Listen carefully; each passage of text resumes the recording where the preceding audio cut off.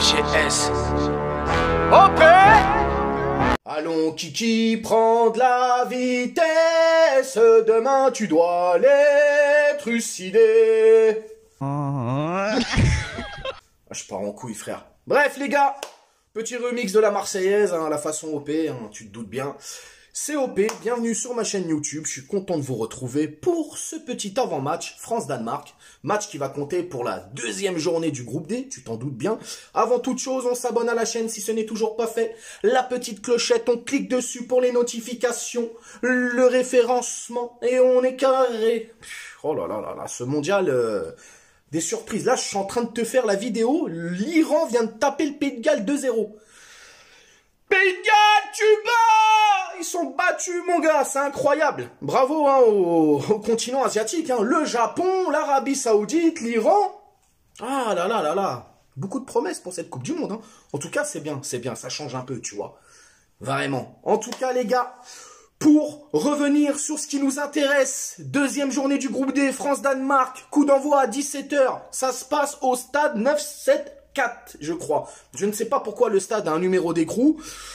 Peut-être une condamnation, va savoir. En tout cas, c'est retransmis sur TF1 au classement général de ce groupe D. La France pointe à la première place avec 3 points. Quant aux Danois, ils sont 3e avec un petit point sur les 3 derniers matchs. Chacune de leur côté, ces deux équipes, les gars. C'est une victoire, une défaite et une victoire pour nos Bleus, nos Français. Pour les Danois, c'est une défaite, une victoire et un nul, les gars. Sur les 10 dernières confrontations. Bon, déjà, les 2 dernières qu'on a fait contre eux, ils nous ont tapé 2-1 et 2-0. Quelle indignité.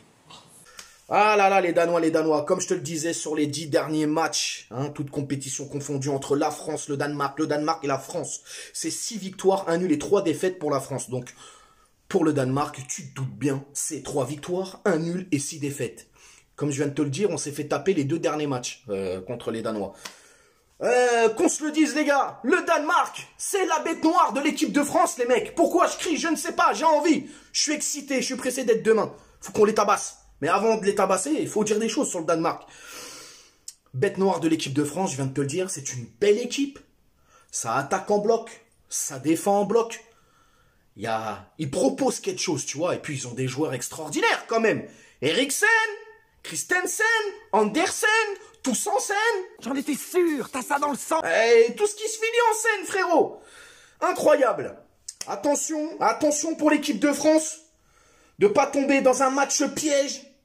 On doit être concentré, on doit être méthodique, on doit faire preuve d'une précision chirurgicale devant les cages, les gars. Parce que sinon, on va le payer. Comme je viens de te le dire, le Danemark, ça joue au ballon. Hein, ils sont pas là pour faire de la figuration, les mecs. Eh oui, à nous d'être bien dans ce match. D'entrée, on doit montrer qu'on est les patrons de ce groupe D. Vraiment, les gars. Vraiment, vraiment. Pour le 11 de départ... On va remanier un petit peu tout ça. Le 11 de départ, hein, c'est selon moi, tu te doutes bien. Hein, voilà. OP, il se lève le matin, il fait son 11 de départ. Je suis pas l'équipe, je suis pas le Parisien, mais c'est mon imaginaire qui parle. Pour ce 11 de départ, les gars, moi je vois Lloris dans les cages, donc ça va pas bouger. Je vois bien Varane qui revient dans ce 11 titulaire, en tout cas. Varane accompagné de Konaté pour la charnière centrale. Théo Hernandez, qui malheureusement, on sait, hein, le frère Lucas qui s'est blessé contre l'Australie. Donc Théo Hernandez sera sur le côté gauche. À droite, Pavard, je dégage. Je mets Koundé, moi, les gars. Koundé sur la droite.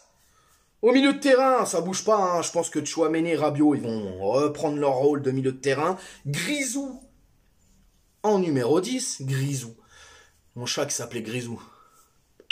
Rest in peace.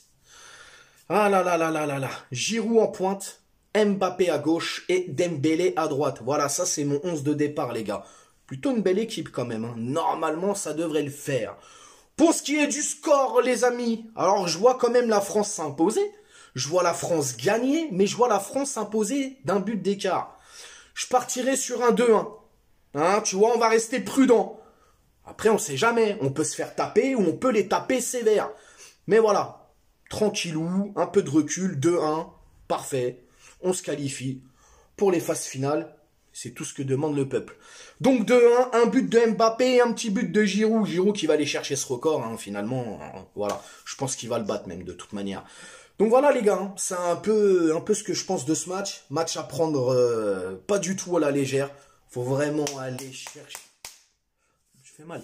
Tu as mal, hein. Faut aller chercher cette victoire, ces 3 points, pour se mettre à l'abri, tranquille.